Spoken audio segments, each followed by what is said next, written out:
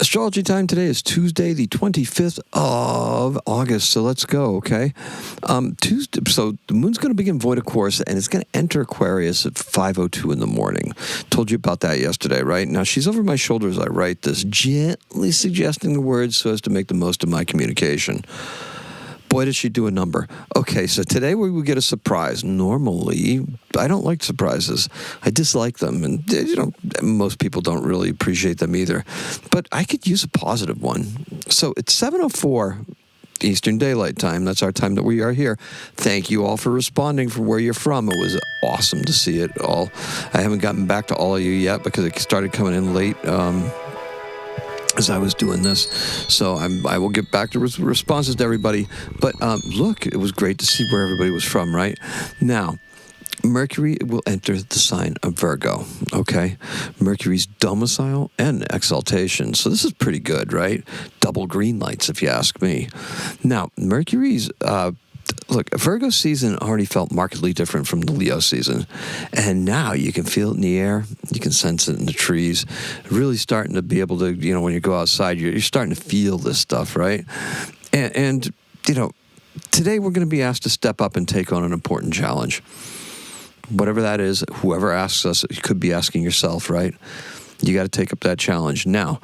And we're going to be in the mood for it, too. So, at the heart of the issue is the intersection of art and technology. Think about that. 7 degrees are separating Uranus and Jupiter. The cauldron that we had talked about before is briefly reformed, but it's got a lot less activity going on crosswise in it, right? It's more focused around that outside. And we're talking Venus is in the lead, and then we've got Jupiter, Uranus, Neptune, and Pluto all working in concert with the moon and Mercury and Virgo to make Uranus zing suddenly, and everything makes sense suddenly, right? How's that going to work? Well, we get that clarity with Mercury entering Virgo. All of a sudden, everything's just going to kind of slow down a little bit, focus a little bit more, and be like, oh, okay, now we can get this. Hopefully it works for the watery ones too, okay? Talking for myself here. We'll find out tomorrow, okay? We will find out. Okay, look, the frivolities that we've been experiencing, the fatigue and body aches and stuff like that, and just not feeling motivated and things, that's going to be addressed. That's going to resolve itself. And today's keyword is whoa, as in, whoa, what's going on here? Now, the color is either purple or green jade. You can take your choice, right? Now, I'm feeling 2 colors. And why is that? Well, today we discovered that by withholding our participation by just that little bit yesterday, our entire case is made that much stronger today as a result. Now, Mercury in Virgo is nothing less than brilliant, and brilliance is being made available to Uranus and Gemini and to the Oort cloud object Sedna, which is currently occupying 2 degrees 29 minutes of Gemini. Now, hear me out. 2 colors of the same energy, right? Uranus and Sedna, both taking that energy from Mercury. Now, we don't talk much about Sedna, do we? It's an Oort cloud object. No, it's not. Look,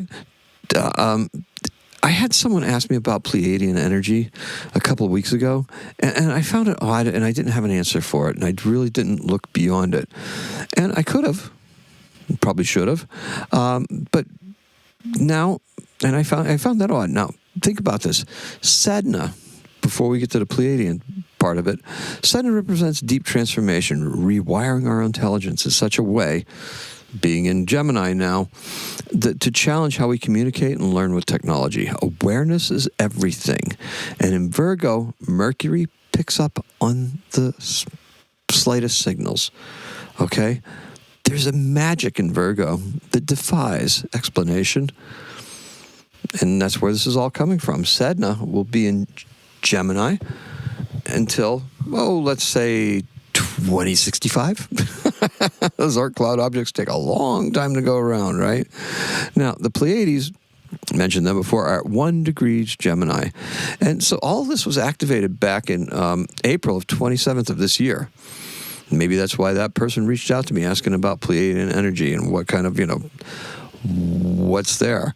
But, we know that with retrogrades and the such, that energy is going to be quite prominent, and it's still there, right? It has residual effects. Okay, now think about it.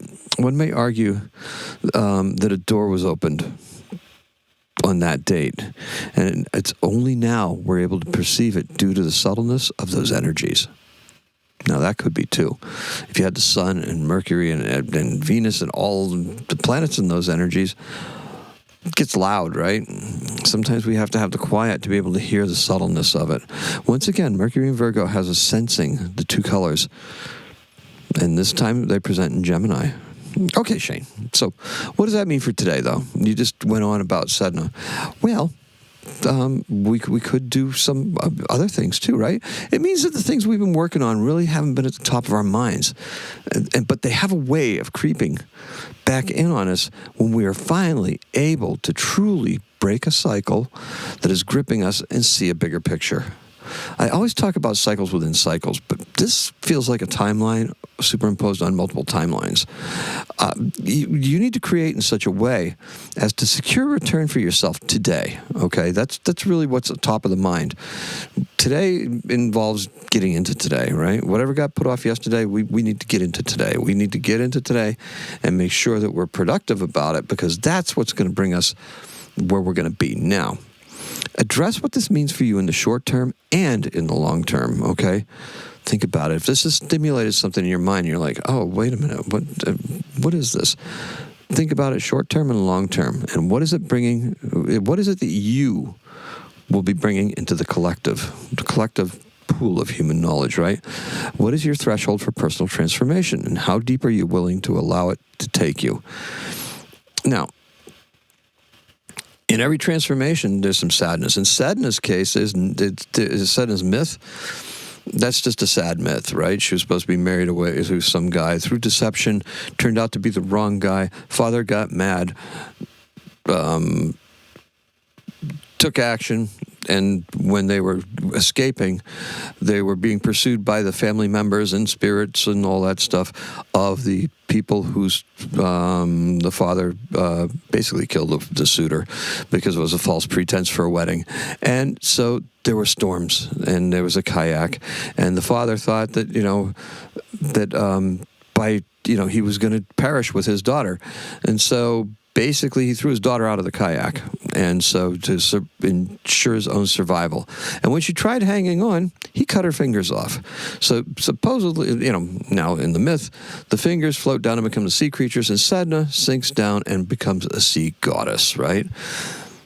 Double-edged, right? Sea goddess, right? Messy hair. She can't do her hair because she has no fingers, right? She's always portrayed with messy hair and no fingers. And so during lean times for the Inuit people, because it is an Inuit legend, an Inuit mythology, the shaman would go out and comb the waters, hoping to calm Sedna's hair, because it was said that if there were no sea mammals or anything like that, the sea mammals were caught in her hair and the tribes could not eat. So, what is your personal threshold? What is your threshold for personal transformation? Okay, there's that transformation for Sedna. And her myth, that sadness and that transformation, her myth embodies both. Her sacrifice provides abundance for the people as she becomes a sea goddess. She's very much like the ocean, providing a bounty while also presenting a huge threat. Just go to the Fisherman's Memorial in Gloucester to take a look at that, and you'll see how real those threats are. Or if you know anybody that fishes for a living commercially. Now, pinpoint your opportunities and take action in a socially active kind of way later on. This is going to lay the groundwork for growth tomorrow. No. Whoa, that was a lot, right? Yeah, it was. But this moment tomorrow might be exactly what you've been waiting for. Parse through it. Go back and listen to it again. Like I said, I'm blaming the moon. Okay, so in 1835, the New York Sun publishes the Great Moon Hoax story about John Herschel and some fictitious guy that worked with him in his laboratory who claimed he discovered life, landscapes, and fantastical creatures on the moon through a powerful telescope. Turned out that was made up, right? And our birth is a perennial favorite of mine. It is Leonard Bernstein. He is born in 1918. He died in 1990. He is an American Grammy, Emmy, Tony Award-winning conductor with the New York Philharmonic, the Israel Philharmonic, London Symphony. He also did the Young Person's Guide to the Concerts back in the 60s on TV. I watched them.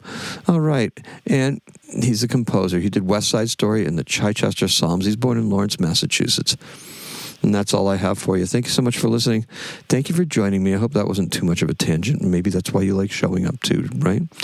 All right. So appreciate and love every single one of you. Thank you for telling me where you were from. If you didn't, by all means, pile on. I love it. It just shows me where everybody's at, and it's going to help me get better at doing these anyway. Now that I know that I have people listening to me in Australia and New Zealand, it's like, okay, so now I have to think of the seasons in reverse order.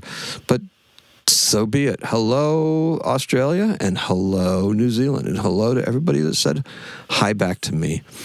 Appreciate and love every single one of you from my backyard all the way across the country, right? North, south, all over the place. Thank you so much. Appreciate and love every single one of you.